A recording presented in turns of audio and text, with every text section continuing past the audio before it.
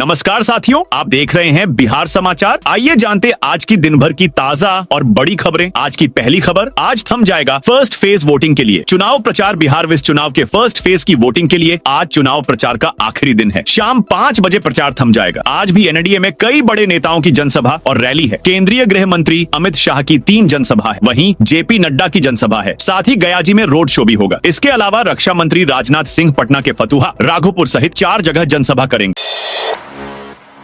तेजस्वी बोले, माई बहनों को एक मुश्त 30,000 देंगे। पटना में तेजस्वी यादव ने प्रेस कॉन्फ्रेंस कर ऐलान किया कि अगर हमारी सरकार बनती है तो माई बहन योजना के तहत 1 साल की पूरी राशि 30,000 रुपए एक साथ महिलाओं के खाते में भेजेंगे। माई बहन योजना के तहत राजद ने महीने में 2,500 देने का वादा किया है। तेजस्वी ने कहा, सरकार बनने के बाद 14 जनवरी को हमारी सरकार 1 साल का पैसा एक साथ देंगी ताकि महिलाओं को इसका फायदा हो सके। साथ ही जीविका दीदी कम्युनिटी मोबिलाइजर को स्थायी करेंगे, उन्हें 2,000 हर महीने देंगे। इसके साथ ही तेजस्वी ने यह वादा किया है कि हमारी सरकार बनने पर ओल्ड पेंशन स्कीम लागू की जाएगी। सरकारी कर्मियों की पोस्टिंग गृह जिला से 70 किलोमीटर के अंदर ही होगी।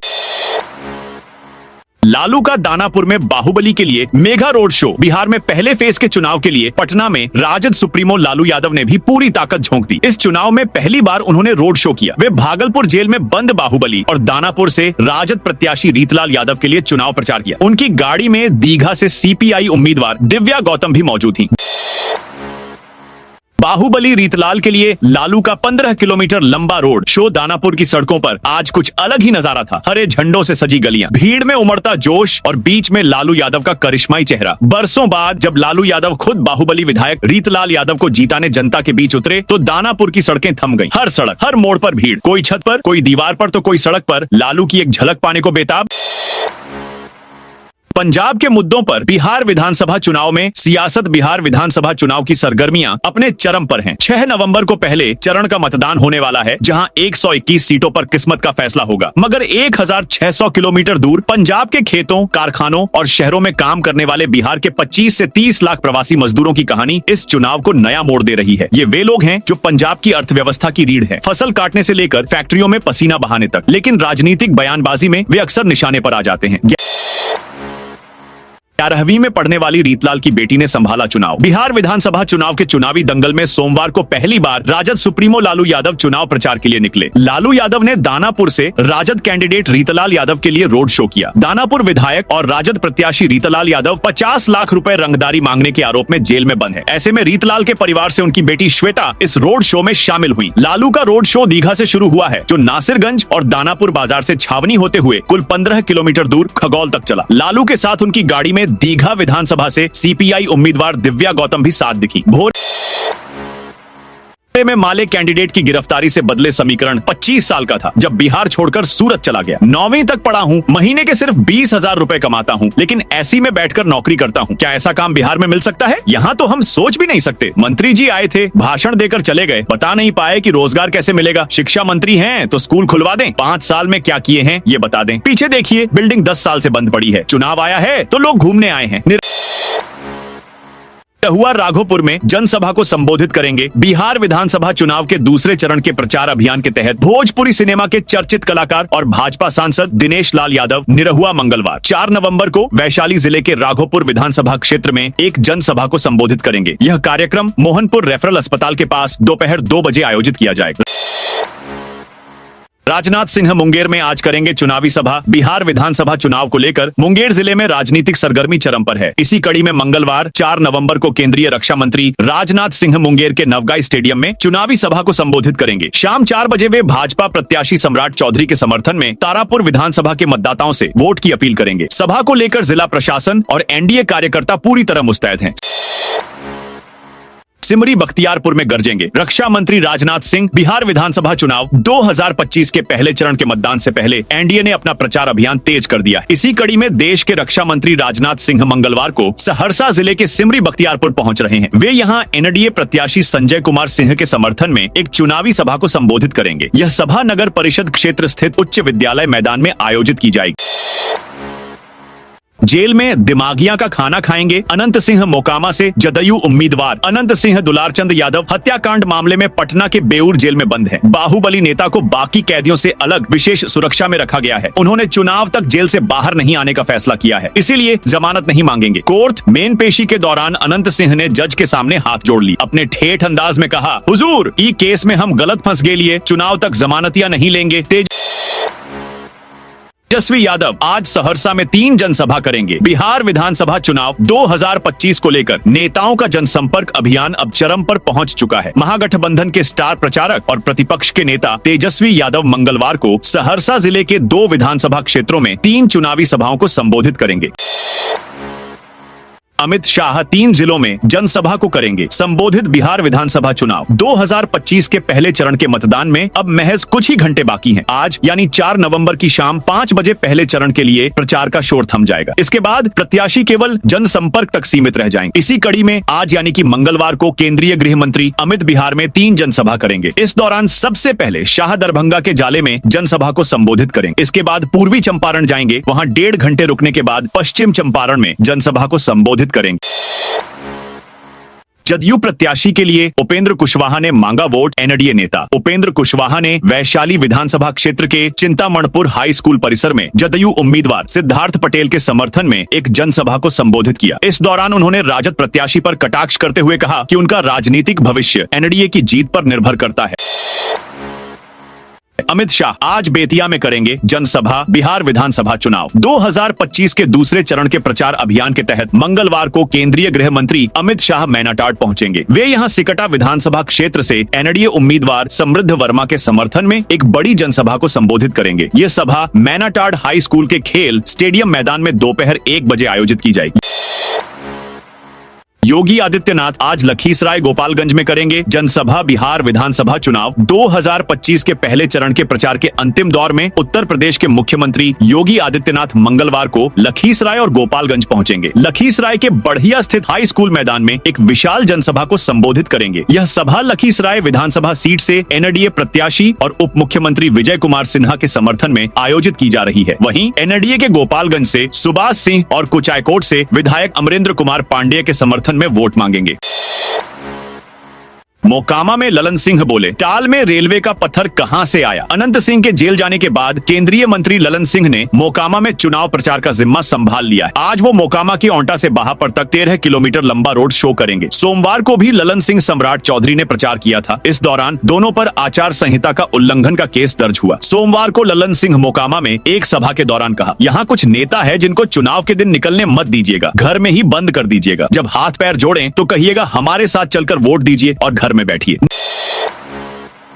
नए उद्योग लगाएंगे। 77,000 शिक्षकों की भर्ती जल्द। मुख्यमंत्री नीतीश कुमार ने सोमवार को कहा कि बिहार में बड़े बड़े उद्योग लगाएंगे। 77,000 शिक्षकों की भर्ती भी जल्द करेंगे। महिला पुलिस कर्मियों की भी बहाली जल्द होगी। अब हर जगह बिजली पहुंच चुकी है, इसलिए लालटेन की जरूरत कहां है। केंद्र के सहयोग से बिहार पूरे देश में सबसे बेहतर और विकसित राज्य बनेगा। आज शहर ही नहीं बल्कि गांव की बेटियां भी कामयाबी और सफलता की ऊंची उड़ान भर रही हैं। बेटियों की सफलता देख माता पिता का इरादा बदलने लगा है। पहले लोग बेटी को बोझ समझते थे, आज उनकी कामयाबी देख गौरवान्वित महसूस कर रहे हैं।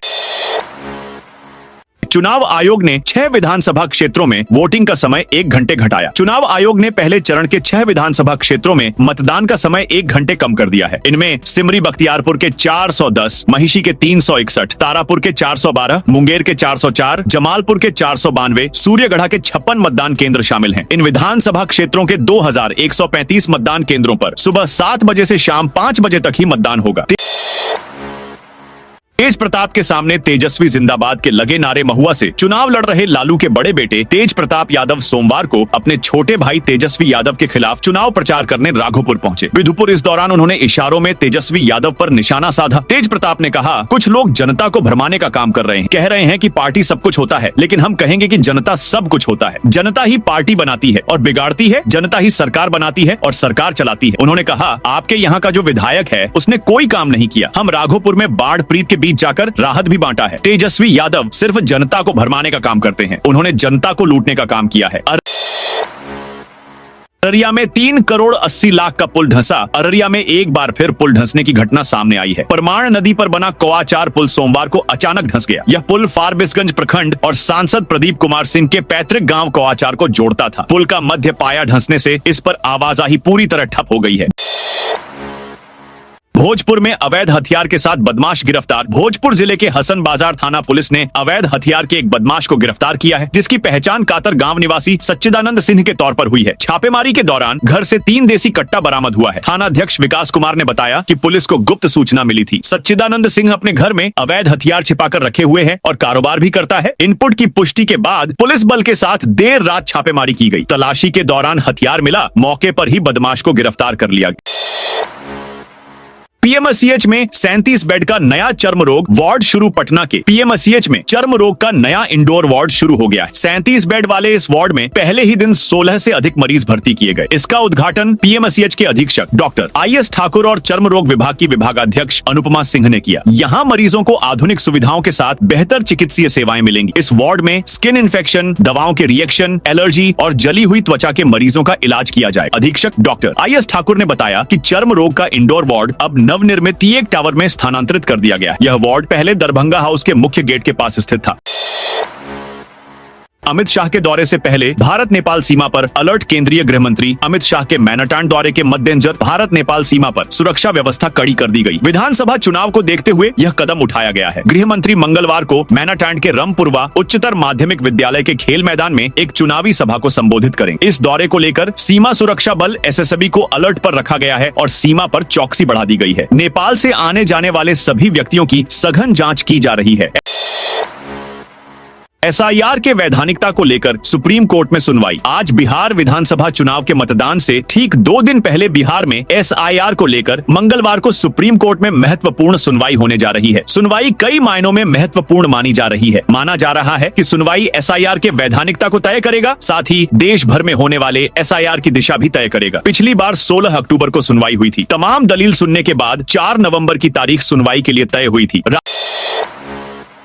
राजनगर में बूथ अवेयरनेस ग्रुप ने चलाया अभियान। मधुबनी जिले में बिहार विधानसभा आम निर्वाचन 2025 के लिए राजनगर प्रखंड में मतदाता जागरूकता अभियान चलाया गया। यह अभियान स्वीप कोषांग के निर्देश पर बूथ अवेयरनेस ग्रुप द्वारा न्यूनतम मतदान वाले बूथ क्षेत्रों में आयोजित किया गया। बताते चले कि कम प्रतिशत मतदान वाले बूथों का पहला सर्वेक्षण किया गया था। उसके बाद जहां काम मत पड़े थे, वहां जागरूकता अभियान अभी भी चलाया जा रहा है, जिससे मतदान का प्रतिशत बढ़ाया जा सके।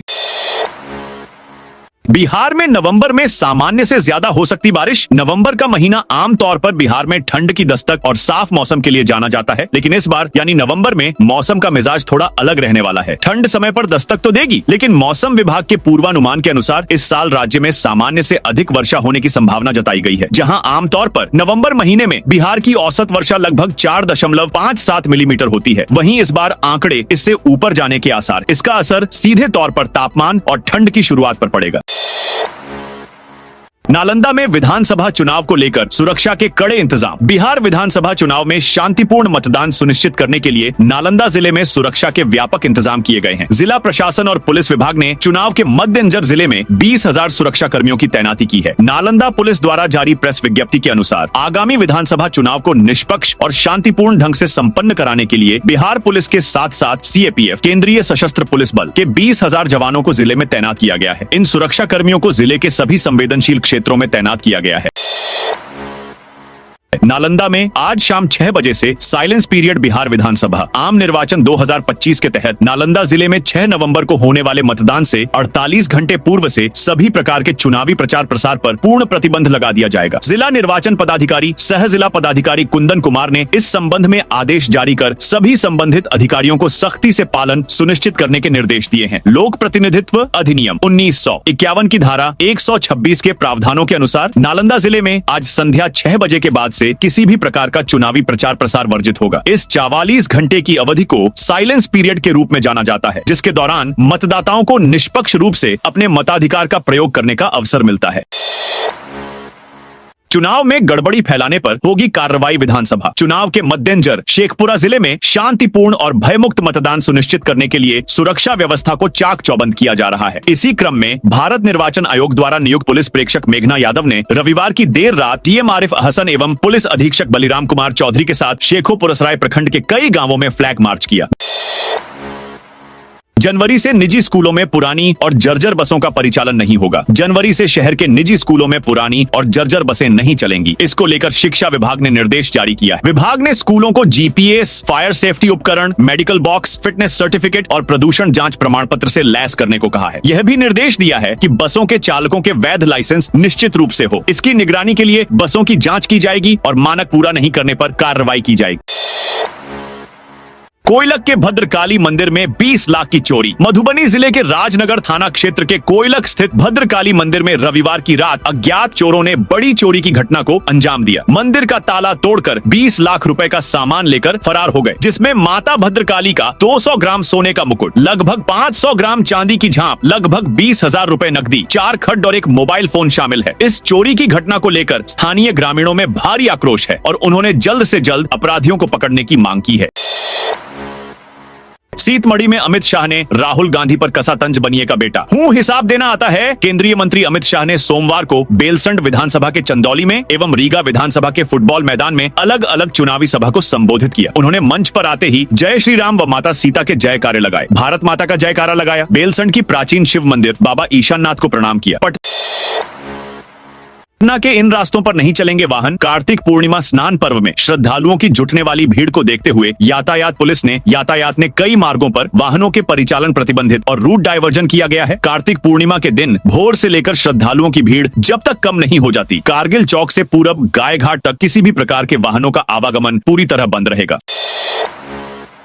फरार आरोपितों की तलाश में पुलिस की बड़ी कार्रवाई। मोकामा में जनसुराज समर्थक दुलारचंद यादव कांड के फरार आरोपियों की तलाश में पुलिस लगातार छापेमारी कर रही है। पुलिस की टीमें अनंत सिंह के भतीजों समेत अन्य संदिग्धों की तलाश में जुटी हैं। सीआईडी भी मामले की जांच कर रही है। पुलिस तकनीकी सर्विलांस और वीडियो फुटेज के आधार पर आरोपियों की पहचान कर रही है। पुलिस ने प्रियदर्शी पीयूष की गिरफ्तारी की खबरों का खंडन किया है। खड़गे बोले, हमने अपना सीएम तेजस्वी को घोषित कर दिया। पटना में सोमवार को कांग्रेस के राष्ट्रीय अध्यक्ष मल्लिकार्जुन खड़गे ने पीसी की। उन्होंने कहा कि आज यहां जेडीयू और बीजेपी की सरकार है। 11 साल से मोदी जी केंद्र में अपनी सरकार चला रहे हैं, अभी भी यह पुरानी बात करते हैं। कभी हमारे पुराने लीडर जवाहरलाल नेहरू और इंदिरा गांधी की बात करते हैं। वह जब भी बिहार आते हैं तो विकास, महंगाई, स्वास्थ्य, शिक्षा के बारे में क्यों नहीं बात करते? वह अपनी पुरानी बात भूल गए और कांग्रेस की बात करते हैं। अरे आप देश के प्रधानमंत्री हैं, टीका टिप्पणी करना आपको शोभा नहीं देता है? आपको विकास के बारे में बात करनी चाहिए, निवेश के बारे में बात करनी चाहिए। दोस्तों, यह थी आज बिहार की ताजा और बड़ी खबरें।